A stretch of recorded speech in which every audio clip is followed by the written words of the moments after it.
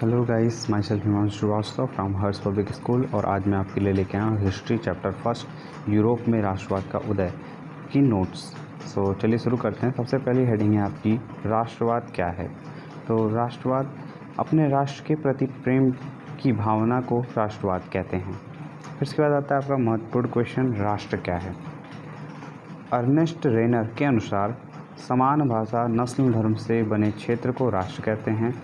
एक राष्ट्र लंबे प्रयासों, त्यागों और निष्ठा का चरम बिंदु होता है। 18वीं सदी में कई देश जैसे जर्मनी, इटली तथा स्विट्जरलैंड आदि उस रूप में नहीं थे जैसा कि आज हम इन्हें देख सकते हैं। ये छोटे छोटे राज्यों में विभाजित थे जिनका अपना एक स्वतंत्र शासक था।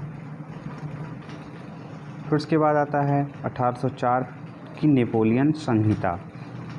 इसे 1804 में लागू किया गया था। इसने जन्म पर आधारित विशेषाधिकार को समाप्त कर दिया था। इसने न केवल न्याय के समक्ष समानता स्थापित की बल्कि संपत्ति के अधिकार को भी सुरक्षित किया।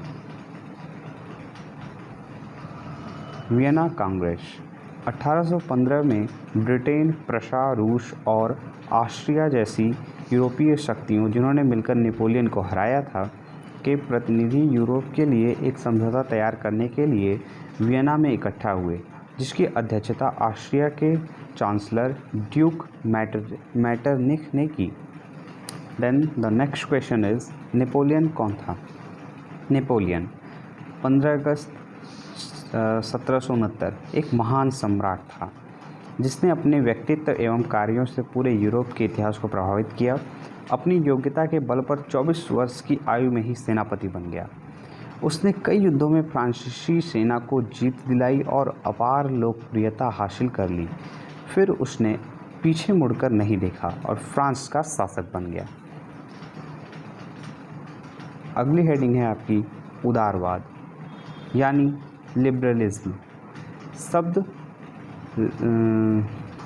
लातिनी भाषा के मूल शब्द लिबर पर आधारित है, जिसका अर्थ है स्वतंत्रता।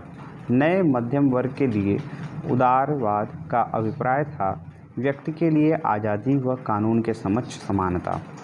And the next one is रूढ़िवाद। रूढ़िवाद क्या है। एक ऐसा राजनीतिक दर्शन जो परंपरा स्थापित संस्थानों, पौराणिक परंपराओं और रिवाजों पर बल देता है। कुलीन वर्ग। अब कुलीन वर्ग क्या होता है, देखिए ये ज़मीन के मालिक थे। यह यूरोपीय महाद्वीपों का सबसे शक्तिशाली वर्ग था। निरंकुशवाद एक ऐसी सरकार या शासन व्यवस्था जिसकी सत्ता पर किसी भी प्रकार का कोई अंकुश नहीं होता था। फिर आता है जनमत संग्रह, एक प्रत्यक्ष मतदान जिसके द्वारा एक क्षेत्र की सारी जनता से किसी प्रस्ताव को स्वीकार या अस्वीकार करने के लिए पूछा जाता है। यूटोपिया कल्पनादर्श एक ऐसे समाज की कल्पना जो इतना आदर्श है कि उसका साकार होना लगभग असंभव होता है। रूमानीवाद एक ऐसा सांस्कृतिक आंदोलन जो एक खास तरह की राष्ट्रीय भावना का विकास करना चाहता था। अब ये आता है नारीवाद।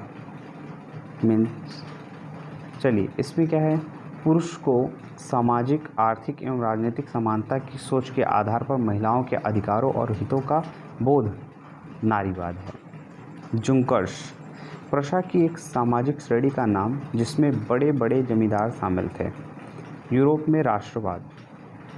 यूरोप में राष्ट्रवादी चेतना की शुरुआत फ्रांस से होती है। 1789 की फ्रांसीसी क्रांति। 1789 की फ्रांसीसी क्रांति राष्ट्रवाद की पहली स्पष्ट अभिव्यक्ति थी। इसने फ्रांस में राजतंत्र समाप्त कर प्रभुसत्ता फ्रांसीसी नागरिकों को सौंपी। इस क्रांति से पहले फ्रांस एक ऐसा राज्य था जिसके संपूर्ण भूभाग पर एक निरंकुश राजा का शासन था। सामूहिक पहचान बनाने के लिए उठाए गए कदम। अब चलिए सुनिएगा, ये फ्रांस के ही अंतर्गत था। पहला, प्रत्येक राज्य से एक स्टेट जनरल चुना गया और उसका नाम बदलकर नेशनल असेंबली कर दिया गया। सेकंड, फ्रेंच भाषा को राष्ट्रभाषा घोषित कर दिया गया। तीसरा, एक प्रशासनिक व्यवस्था लागू की गई जिससे सबको समान कानून का अनुभव हो। चौथा, आंतरिक या आयात निर्यात सीमा शुल्क समाप्त कर दिया गया और भार तथा माफ़ की एक समान व्यवस्था लागू की गई। स्कूल और कॉलेजों की छात्राओं द्वारा भी समर्थन के रूप में क्लब का गठन किया गया जिसका नाम दिया गया जैकोबिन क्लब। फ्रांस की आर्मी ने समर्थन के तौर पर हर विदेशी क्षेत्र में भेज दिए गए जिससे राष्ट्रवादी भावना और बढ़ती चली गई। अगला इम्पॉर्टेंट क्वेश्चन, नेपोलियन का शासनकाल। जब नेपोलियन फ्रांस पर अपना शासन चलाना शुरू किया तो उन्होंने प्रजातंत्र को हटाकर उन्हें राजतंत्र को स्थापित कर दिया। नागरिक संहिता या नेपोलियन की संहिता 1804, इसमें क्या हुआ था कि कानून के समक्ष सबको बराबर रखा गया, संपत्ति के अधिकार को सुरक्षित बनाया गया, भू दासत्व और जागीरदारी शुल्क से मुक्ति दिलाई गई। अब ये जागीरदारी क्या होता है, सुनिए। इसके तहत किसानों, जमींदारों और उद्योगपतियों द्वारा तैयार सामान का कुछ हिस्सा कर के रूप में सरकार को देना पड़ता था। नेपोलियन के समय ही व्यापार, आवागमन एवं संचार में बहुत ज़्यादा विकास हुआ। राष्ट्रवादी विचारों को बांटने के लिए उन्होंने कुछ क्षेत्रों में कब्जा कर लिया और कर को बढ़ाना और जबरन भर्ती जैसे अनेक कानून व्यवस्था स्थापित कर दिया। यूरोप में राष्ट्रवाद का निर्माण। किसी भी राष्ट्र के निर्माण के लिए एक सामूहिक पहचान, संस्कृति, परंपरा आदि का समान होना जरूरी है। यूरोप में अलग अलग समाज था, जैसे हैब्सबर्ग साम्राज्य में लोग जर्मन, अंग्रेजी, फ्रेंच, इटली आदि अलग अलग भाषाएं बोलते। अगली हेडिंग है यूरोपीय समाज की संरचना। 19वीं शताब्दी के पहले यूरोपियन समाज असमान रूप से दो भागों में विभाजित था। पहला, उच्च वर्ग यानी कुलीन वर्ग, निम्न वर्ग यानी कृषक वर्ग। उच्च वर्ग या कुलीन वर्ग कम जनसंख्या, उच्च वर्ग तथा वर्चस्व जमाने वाला, जमींदार यानी ढेर सारे खेतों के मालिक, सभी अधिकार दिए जाते थे। निम्न वर्ग कृषक वर्ग, अधिक जनसंख्या, निम्न वर्ग जमीनहीन या तो जमीन न थी या तो किराए पर रहते थे, किसी भी प्रकार के अधिकार नहीं दिए जाते थे, यानी यूरोपियन समाज असमान रूप से विभाजित था। 19वीं सदी के बाद एक नया वर्ग जुड़ गया, वह था नया मध्यम वर्ग। नया मध्यम वर्ग क्या है? इसमें सभी पढ़े लिखे लोग थे, जैसे शिक्षक, डॉक्टर, उद्योगपति, व्यापारी आदि। पढ़े लिखे होने के नाते उन्होंने एक समान कानून की मांग की, यानी उदारवादी राष्ट्रवाद। अब ये उदारवादी राष्ट्रवाद क्या है, आइए देखते हैं।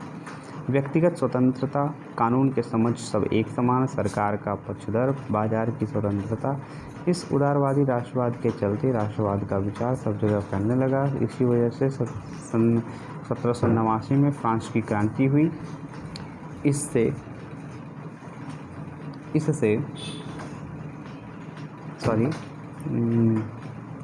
इससे एक राज्य के अंदर जो भी नियंत्रण चीज़ों तथा पूंजी के आगमन पर था उसे खत्म कर दिया गया, लेकिन अलग अलग राज्यों के बीच के नियंत्रण यानी सीमा शुल्क को खत्म नहीं कर पाया। इसके लिए एक संगठन बनाया गया जिसका नाम था जॉल बेराइन। जितने भी शुल्क अवरोध थे उसे समाप्त कर दिया गया। मुद्राओं की संख्या 2 कर दी। इससे पहले 30 से ज़्यादा थी। नेपोलियन के समय केवल पुरुष जिनके पास धन है वही वोट दे सकते थे। अगला आता है जॉल बेराइन। अब ये क्या है? यह एक जर्मन शुल्क संघ था जिसमें अधिकांश जर्मन राज्य शामिल थे। यह संघ 1834 में प्रशा की पहल पर स्थापित हुआ था। इसमें विभिन्न राज्यों के बीच शुल्क अवरोधों को समाप्त कर दिया गया और मुद्राओं की संख्या 2 कर दी गई, जो पहले 20 से भी अधिक थी। यह संघ जर्मनी के आर्थिक एकीकरण का प्रतीक था। रूढ़िवाद 1815 के बाद नया रूढ़िवाद। 1815 में नेपोलियन को हरा दिया गया। इसके लिए ऑस्ट्रिया, प्रशा, रूस, ब्रिटेन ने मिलकर काम किया। वाटरलू की लड़ाई में नेपोलियन को हराया गया था। इसके बाद यूरोपीय सरकार पारंपरिक संस्थाएं और परिवार को बनाए रखना चाहते थे। इसके लिए उन्होंने नेपोलियन के समय जितने भी बदलाव हुए थे उन सब को ख़त्म कर दिया, जिसके लिए एक समझौता किया गया जिसका नाम था वियना समझौता या वियना संधि। संधि के तहत 3 मुख्य निर्णय लिए गए। पहला, फ्रांस की सीमाओं पर कई राज्य कायम कर दिया गया ताकि भविष्य में फ्रांस अपना विस्तार ना कर सके। फ्रांसीसी क्रांति के दौरान हटाए गए बूर्बो वंश के सत्ता में बहाल किया गया। तीसरा, राजतंत्र को जारी रखा गया। अगली हेडिंग है यूरोप में क्रांतिकारियों। हाँ, यूरोपियन सरकार के इन सारे निर्णय के विरोध में क्रांतिकारी ने जन्म लिया। क्रांतिकारी ने अंदर ही कुछ खुफिया समाज का निर्माण किया, जिनका मुख्य मकसद लक्ष्य था राष्ट्रवाद को बढ़ावा देना, वियना संधि की विरोध करना, स्वतंत्रता के लिए लड़ना। अगला है जूसेप्पी मेसिनी, एक क्रांतिकारी। इटली का एक महान क्रांतिकारी जिसने यंग इटली नामक आंदोलन चलाया और जिसके फलस्वरूप इटली में एकीकरण की भावना को बल मिला। वह राजतंत्र के घोर विरोधी थे। सभी रूढ़िवादी जूसेप्पी मेसिनी से डरते थे क्योंकि वह इटली का एकीकरण करना चाहते थे। अगला है भूख, कठिनाई और जन विद्रोह। 1830 को कठिनाइयों का महान साल भी कहा जाता है। कारण जबरदस्त जनसंख्या वृद्धि, लोग गांव से शहर की ओर रुख कर दिए, बेरोजगारी में वृद्धि, गरीबी में वृद्धि। इसी साल के दौरान फसल बर्बाद हो गई, जिससे खाने की सामग्री की कीमतें बढ़ने लगी और छोटी छोटी फैक्ट्रियां बंद होने लगी। खाने पीने की कमी और व्यापक बेरोजगारी, इन सभी कारणों से लोगों ने सरकार के खिलाफ विद्रोह कर दिया। लोग सड़क पर उतर आए, जगह जगह अवरोध लगाया गया, जिससे कृषक विद्रोह के नाम से जाना गया, जिससे यूरोपियन सरकार को गणतंत्र राज्य घोषित कर दिया गया। गणतंत्र के बाद कानून में आए बदलाव। 21 साल से अधिक उम्र तक के लोगों को वोट डालने का अधिकार मिला। सभी नागरिकों को काम के अधिकार की गारंटी दी गई। रोजगार उपलब्ध कराने के लिए कारखाने उपलब्ध कराए गए। इन सभी से धीरे धीरे गरीबी और बेरोजगारी कम होने लगी। जर्मनी और इटली का निर्माण, अर्थात जर्मनी का एकीकरण। 1848 में यूरोपियन सरकार ने बहुत कोशिश किया कि वे जर्मनी का एकीकरण कर दे, परंतु वह ऐसा नहीं कर पाए क्योंकि राष्ट्र निर्माण की यह उदारवादी पहल राजशाही और फौज की ताकत ने मिलकर दबा दी। उसके बाद प्रशा ने यह भार अपने ऊपर लेते हुए कहा कि वे जर्मनी का एकीकरण करके ही रहेगा। उस समय प्रशा का मुख्यमंत्री ऑटोमन बिस्मार्क था। प्रशा ने एक राष्ट्रीय एकीकरण के आंदोलन का नेतृत्व किया। 7 वर्ष के दौरान ऑस्ट्रिया, डेनमार्क, फ्रांस और से 3 युद्ध में प्रशा की जीत हुई और एकीकरण की प्रक्रिया पूरी हुई। जनवरी 1871 में वर्साय में हुए एक समारोह में प्रशा के राजा विलियम प्रथम को जर्मनी का सम्राट घोषित किया गया। इटली का एकीकरण। इटली अनेक वंशानुगत राज्य तथा बहुराष्ट्रीय हैब्सबर्ग साम्राज्य में बिखरा हुआ था। केवल एक सार्डिया पिडमांड में एक इतालवी राजघराने का शासक था। इटली एकीकरण की प्रक्रिया का अध्ययन करने के लिए हमें 3 लोगों पर विचार करना होगा: जूसेप मेसिनी, कावूर, जूसेप गैरिबाल्डी। जूसेप मेसिनी इटली का एक महान क्रांतिकारी जिसने यंग इटली नामक आंदोलन चलाया और जिसके फलस्वरूप इटली में एकीकरण की भावना को बल मिला। वह राजतंत्र का घोर विरोधी था। 1831 और 1848 में क्रांतिकारियों विरोध की असफलता से युद्ध के जरिए इतालवी राज्य को जोड़ने की जिम्मेदारी सार्डिया पिडमांड के शासक क्वीटर इमैनुअल द्वितीय पर आ गई। गैरिबाल्डी इटली का महान क्रांतिकारी जो मेसिनी का सहयोगी व समकालीन था। उसने लाल कुर्ती नामक सेना तैयार की जिसकी सहायता से उसे ऑस्ट्रिया को हराया। उसने इटली की स्वतंत्रता के लिए कई आंदोलन किए। कावूर को इटली का बिस्मार्क माना जाता है। वह इटली के सार्डिनिया राज्य का प्रधानमंत्री था। उसने सर्वप्रथम अपने राज्य को इटली में मिलाने का कार्य किया। द मोस्ट इम्पॉर्टेंट, ब्रिटेन का एकीकरण। ब्रिटेन साम्राज्य में अनेक वेल्स, स्कॉट या आयरिश जैसे ढेर सारे समाज था जिसे निर्जातीय कहते थे। औद्योगिक क्रांति के बाद ब्रिटेन की आर्थिक शक्ति बहुत ज़्यादा बढ़ गई थी। इंग्लैंड और स्कॉटलैंड के बीच एक्ट ऑफ यूनियन से United kingdom of great Britain का गठन हुआ। कुछ साल बाद इसके अंदर आयरलैंड को भी जोड़ दिया गया। ब्रिटेन एक नया राष्ट्र का निर्माण हुआ।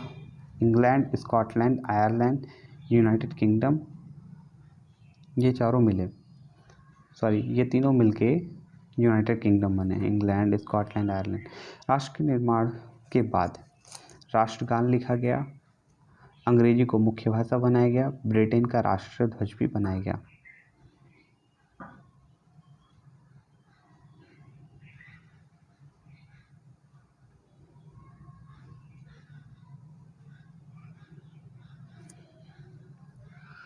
रूपक रूपक जब किसी अमूर्त विचार जैसे लालच, स्वतंत्रता, ईर्ष्या, मुक्ति को किसी व्यक्ति या किसी चीज़ के जरिए इंगित किया जाता है तो रूपक कहते हैं।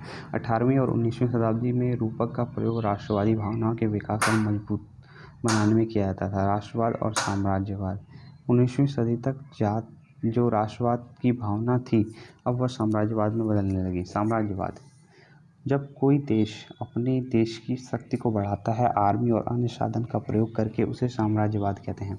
1871 के बाद यूरोप में गंभीर राष्ट्रवादी तनाव का स्रोत बाल्कन क्षेत्र था। इस क्षेत्र में भौगोलिक और जातीय भिन्नता थी। इसमें आधुनिक रोमानिया, बुल्गारिया, अल्बेनिया, यूनान, Croatia, Bosnia Herzegovina, Slovenia, Serbia शामिल थे। 2 बार सर्बिया लिखा गया, स्लोवेनिया, सर्बिया और सर्बिया शामिल थे, सही है। बाल्कन क्षेत्र में रोमन राष्ट्रवाद के विचार फैलाने और ऑटोमन साम्राज्य के विघटन से स्थिति काफ़ी विस्फोटक हो गई। उस समय जितने भी बड़ी शक्तियाँ जैसे कि जर्मन, ब्रिटेन, रूस अपनी शक्ति को बढ़ाना चाहते थे, बाल्कन क्षेत्र को अपने अपने क्षेत्र में शामिल करना चाहते थे। इसके लिए अनेक युद्ध हुए जिसका नतीजा कुछ भी नहीं निकला और प्रथम विश्व युद्ध हुआ, जिससे राष्ट्रवाद की भावना पूरे विश्व में फैल गई।